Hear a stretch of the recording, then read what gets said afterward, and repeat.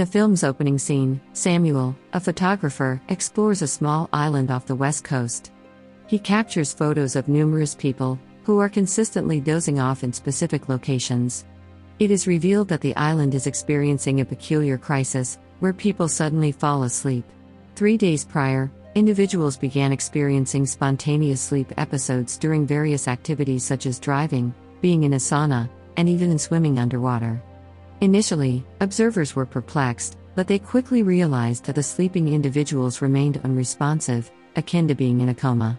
Over the past 72 hours, several healthcare experts and researchers have arrived on the island, yet they haven't discovered a solution to the peculiar pandemic. Every permanent resident on the island has fallen asleep, whether it be at home, work, in their cars, or even at the grocery store. While their bodies function normally, there's a unique phenomenon. Whenever they are relocated, their heart rate increases significantly. What's intriguing is that this peculiarity only affects those who weren't long-term residents of the island prior to the incident.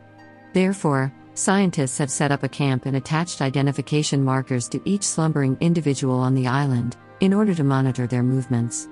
Presently, no journalists are permitted within the quarantined area, but Samuel has ingeniously made his way past the border amid the prevailing turmoil. During his escapade, he infiltrates a bus brimming with dozing travelers in order to capture photographs. Inside, he stumbles upon a woman clutching a live goldfish and opts to bring it along. In this peculiar situation, Samuel perceives the fish as his sole companion and engages in conversation with the creature. They arrived at a house that appeared suitable for a few days' stay.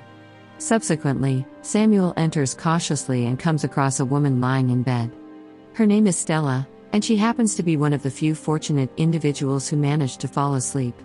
Samuel, wanting to avoid disturbing her, retreats to another room, unaware that the researchers are monitoring the vicinity outside her residence. He harbors fear that being discovered would lead to punishment since everyone who is awake has been instructed to depart from the island. The next day, Samuel envisions himself visiting the supermarket and unexpectedly encountering Stella, who barely acknowledges his presence. His sleep is abruptly interrupted when he utters her name and she questions how he is aware of it. A fresh day unfolds, igniting a new journey for Samuel as he converses with the slumbering Stella while tuning into the radio news. The global conversation revolves around the pandemic, and peculiar controversies begin to emerge. Samuel decides to explore the sunny island. As he ventures forth, the first sight that greets him is a peaceful handyman resting on a tree. In addition, he makes the remarkable discovery that the island's animals are alive and well, sparking his curiosity about their caretaker. Continuing his journey, Samuel eventually arrives at the church, only to find numerous people unconscious within its walls. After walking for approximately an hour, he captures a few photographs before taking a seat and dozing off. Later, Samuel and Stella find themselves seated together at a restaurant. In his dream, they engage in a conversation about Samuel's activities on the island, appearing to have an everlasting connection between them. Stella disapproves of his exploitation of the situation for monetary gain, whereas Samuel defends himself by stating that he is motivated by the experience rather than money. Subsequently, upon his return home, he searches through Stella's possessions and discovers her daily journal. As he peruses its contents, his bond with Stella intensifies, leading to recurring dreams involving her.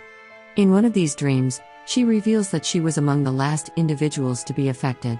She witnessed her piano teacher, among others, dozing off during a class, completely unaware. When asked if she was frightened, Stella responds by saying she felt even more perplexed. Scientists and doctors arrived on the scene, but concluded that the sleeping individuals should not be disturbed. Stella finds it amusing that there is a risk of her heart exploding if she were to leave her bed. The next day, Samuel sets off on another exciting journey as the location changes. This time, he finds himself in a different area and stumbles upon a car filled with balloons.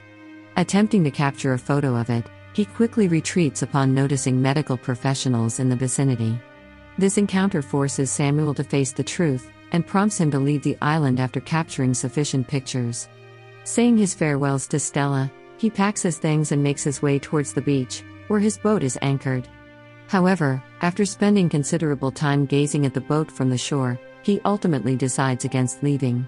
Upon arriving home, Samuel notices the faucet is still running, triggering his memory of leaving it on before. Despite his certainty of having turned it off, he finds himself abruptly transported back to a dreamlike state, sitting across from Stella in a restaurant. Curious about his true motive for coming to the island, she directly asks Samuel. Finally, he confesses that he came specifically for her. It so happens that 1 year ago, while on vacation on the island, he first encountered Stella at a grocery store. He trailed her to a restaurant later on, where she exuded a youthful and carefree vibe, arousing his curiosity. However, the evening ended abruptly before he could exchange numbers with her, and he never had another chance to meet her. In actuality, Samuel usually frequents the grocery store, but on this occasion, 2 researchers coincidentally arrived to buy alcohol.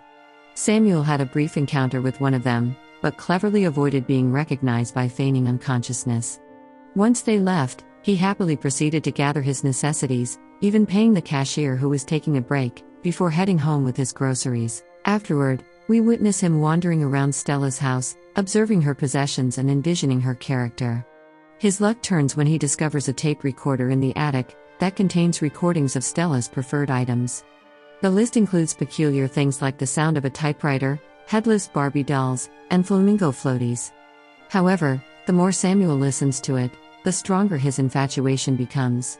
Within the list, Stella expresses her love for driving on the beach, prompting Samuel to imagine himself and Stella searching for a car to take them to the beach. Stella manages to convince him that they are merely borrowing it, despite his reluctance to steal from unsuspecting people while they sleep. Eventually, they come across a vehicle that catches their interest, and decide to enter the owner's house in search of the keys. Samuel embraces Stella's distinct character, and begins to believe that she is more than just a figment of his imagination. Some time later, he awakens to the sound of a car outside, and notices 2 healthcare workers entering the house for a routine checkup. Reacting swiftly, he gathers his belongings and quickly hides in a closet, hoping to evade detection for a few moments, before being inevitably discovered. The workers conduct a thorough examination of Stella for any irregularities, before departing shortly thereafter. Samuel dedicates the remainder of his day by Stella's bedside, engaging in heartfelt conversations with her. On the following day, he once again ventures to the attic and listens to the second portion of her tape. During this playback, Stella expresses her dislikes and discloses her feelings of loneliness and vulnerability. Samuel experiences a sense of despair due to his desire to alleviate her suffering, prompting him to delve into his imagination once again and initiate a dialogue with her. During their conversation, they explore the concept of ideal companions and the belief that everyone possesses one. Nevertheless, Stella rejects Samuel's proposition that they could be soulmates. Eventually, Samuel concludes that there is no longer a purpose for him to remain on the island, and decides to head back to reality. As he reaches the midpoint of the dock, he finds himself unable to part ways with Stella. That night, he returns home and indulges in Stella's hidden stash while envisioning them smoking together. From that day onwards, he dedicates himself to fulfilling Stella's list of beloved things. He prepares lasagna, sips beer from a wine glass, driven by the same purpose.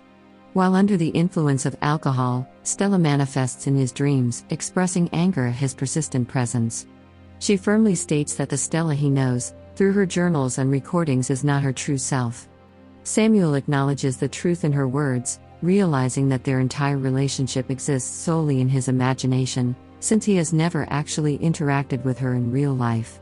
In the subsequent scene, Samuel reaches a new conclusion to depart, but his motivation has changed.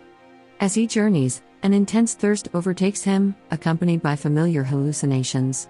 In an attempt to quench his thirst, he forcefully enters an apartment. However, the more he drinks, the more his thirst intensifies. The walls slowly close in on him, enveloping him with tension, and that's when he realizes he is about to succumb to sleep like the others. While struggling to remain alert, he receives an unexpected phone call from a figment of his imagination named Stella, who beckons him to come back home. Instantly jolted awake, he hurriedly returns to her place, declaring that if he must succumb to sleep, he'd rather do so in close proximity to her. To Samuel's astonishment, he wakes up the next morning, though uncertain about the duration he can stay awake. Seizing the opportunity, he spends the entire day jotting down heartfelt messages for Stella, in case she ever comes across them. By day's end, he exhausts himself and succumbs to a coma, leaving him and Stella in a state of suspense. Stella begins to stir in her sleep a few days after the passage of time. After sleeping for over a week, she finally wakes up, and things take a different turn. Realizing she lacks energy, she decides to drink water from the faucet. To her surprise, she notices a second toothbrush on the counter, making her think that someone else has been residing with her. Instead of feeling scared, Stella is more bewildered as she cautiously approaches Samuel, who is asleep. Despite multiple attempts to rouse him, she eventually gives up. As she explores the house, she discovers various peculiar items she likes, such as a headless Barbie doll and a large flamingo floaty. Initially, Stella is pleasantly amazed by their presence, but her excitement dissipates when she realizes that Samuel has read her diaries and paid attention to her tapes. Stella, overcome by anger, repeatedly strikes him and unexpectedly stumbles upon some notes he had written for her. Within those words, he expresses remorse for invading her privacy by listening to her tapes, emphasizing that she is just like everyone else. He acknowledges the validity of her loneliness and her instinct to protect herself, but encourages her to embrace her true self. Overwhelmed by the revelations in the notes, Stella realizes that the mysterious person in her house possesses an uncanny familiarity with her and, in turn, she experiences a profound sense of having known him for eternity. Over the following days, Stella encounters Samuel in various dreams, where they discuss his likes, dislikes, fears, and responsibilities, just as he had shared with her in his own fantasies.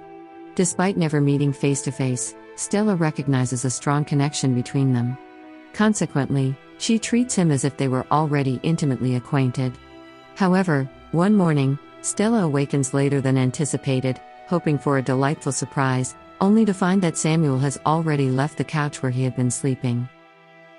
The kitchen encounter between the two is infused with a profound sense of reunion, as if they were long-lost lovers coming together after years apart. Samuel introduces himself and warmly shakes her hand, elated to discover her equal joy in meeting him. In the concluding scene, our attention is directed back to the bus where everything began. The woman, from whom Samuel had taken a goldfish, awakens from her slumber, revealing that she now holds 2 fishes in her hands instead of just one. If you enjoy this video, kindly consider subscribing for more contents and turning on notification to stay updated. Your support is appreciated, and leaving a like would be of great help. Thank you for taking the time to watch.